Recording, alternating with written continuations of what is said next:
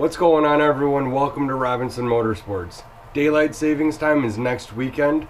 That means that it's basically time to ride motorcycles on the road. So I got to get the DR up on the stand here. Project Woods Ripper is not going to really go on the back burner for too long. I just got to get my daily up and going. So the snow's almost all gone.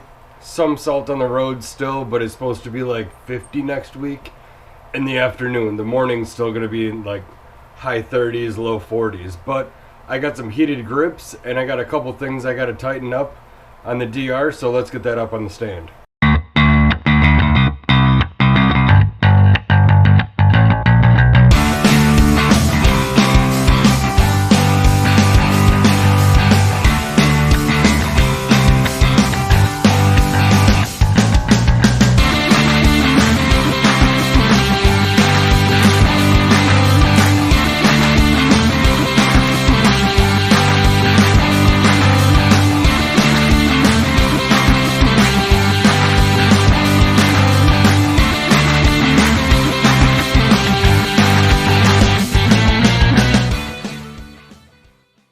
First order of business on the DR, I solid mounted this fairing.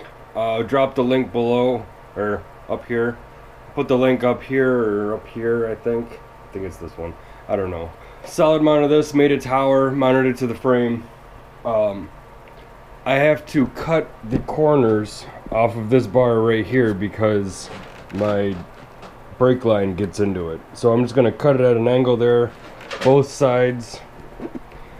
Then mount this on, bolt it down. It's loose now. All the bolts are loose because I knew I was going to be taking that off.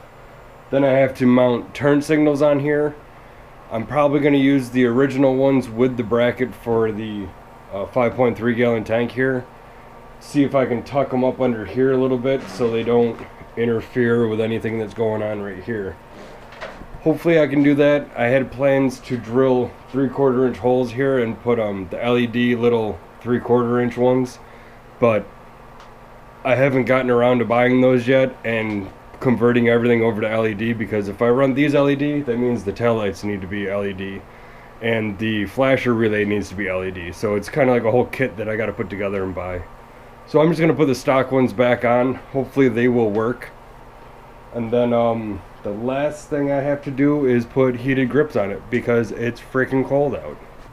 I'll be the first to admit that some of my methods in here are prehistoric, like using a hand hacksaw to cut through aluminum, but I like to keep my shop clean, and a grinder is just gonna throw everything everywhere, and it's just, this I can kind of keep it contained. It's just about the same type of finish. I mean, my grinder does throw a little bit of stuff around, but I'm just cutting 2 corners off of aluminum, so don't hate me.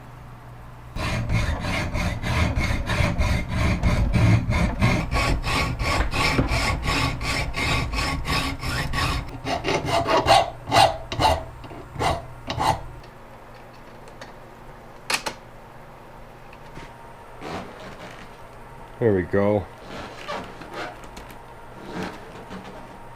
That's much better. Now, since I have the fairing off, I think I'm going to wire in those grip heaters, because I have a fuse box over here that I installed, so I need to run the wires off of there, tuck them down in here somewhere, get them all nice. So I think I'm going to do that right now. So what we have here is the controller that runs to a 4-pin connector out to each one of the grips, left and right. Doesn't matter because it's just positive and negative basically. Then we have the harness here, which at one end is the 4-pin connector that the controller plugs into. And you can see I pulled this back a little bit. It goes, there's 3 grounds that go into one. All the way down on the other end of it we have a 5-amp fuse block, a positive wire, and a ground with an eyelet on it. I don't need all of this wire. I probably need this much of it. I am going from a 5-amp fuse on the fuse box, so probably off of this post here, to, well, I'll use that for my power, switched power, and I'll use this up here for my ground, which is my ground post for everything else.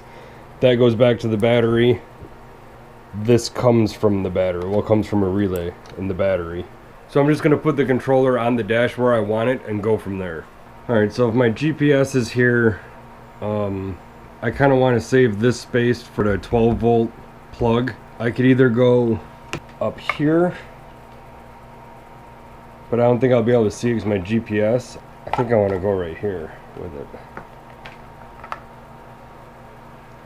I'll be able to see it. It's easy to push on, easy to push off. Out of the way. I can run the wires down between the frame here.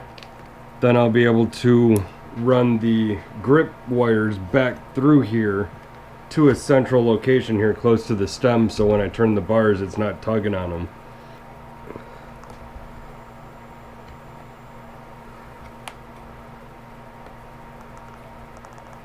Mint. Alright, if you see back here, this is the wire from the controller, and all I did was take the excess and zip tie it to the main harness right here, because that's not going anywhere. I know that this area is okay right here because the two lights sit there, and then my 4-pin is just kind of hanging out the bottom here. So I'll make a plug to go from plug into there, go from here to there. Then on the back side I'll run the ground up to the post up here. So Tusk, it gives you enough wire here to basically go back to your battery, and I honestly don't need all this. So what I'm going to do is just cut this black outer tube because I know I'm not going to need any of it. Alright, so we have our 4-pin connector here, power wire, 3 ground wires into 1. You can see they're still full length here. Take the power wire, I'm going to loop it around here. Probably go around the inside here to make it even cooler. Cut it off. Strip it.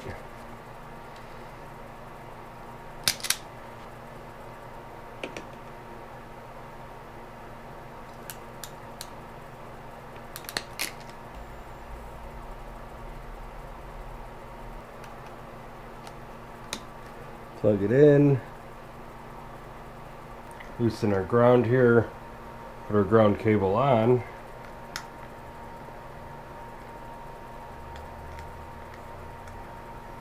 Put the nut back on.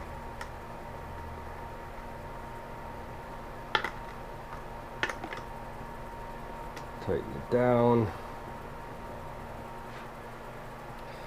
Okay, so there's this much ground wire. I don't need it. I know I'm going to put a butt connector in there somewhere.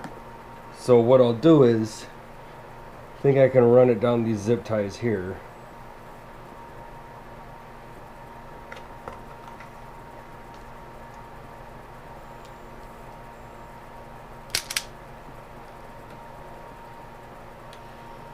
I'm just running it down through some existing zip ties.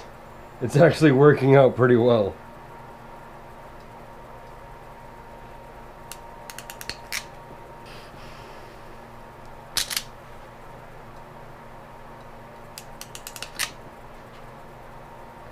These connectors that I'm using are weather tight or weather lock. I'm not, I'll have to look up the name of them, but they have like glue in them and they seal up tight with the shrinking.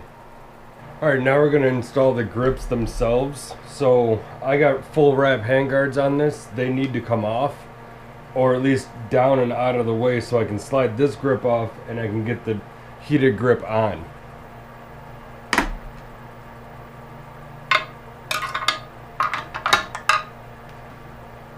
These are ODI grips. I like them because they're big around. They're kind of soft. They're great summer grips, I would think. The glue kind of stinks. You can see, like, I actually glued the living crap out of this one, and it still moves, and I'm able to, like, spin it off.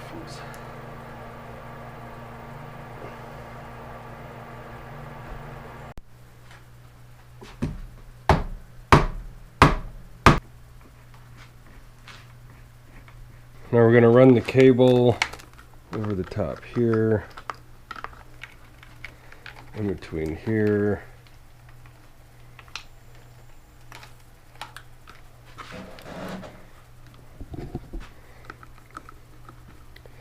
That's tight to one extent. Plug it in.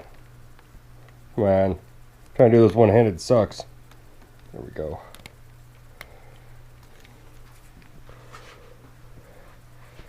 Put some zip ties along the way and we should be good. Let's get this throttle side taken care of.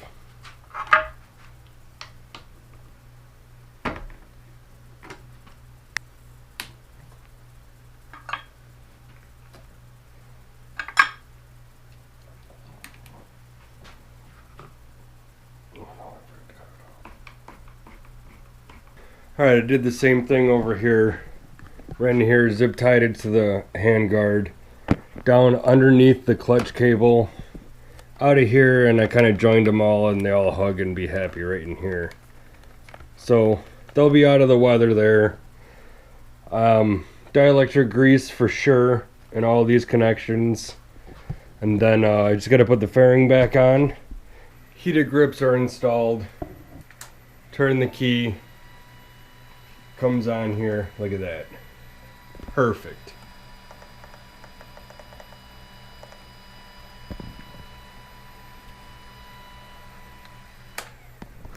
Mint. I like it. So now I have to figure out these turn signals and what I'm going to do about that. See, that's not too bad. You can still see it from the front.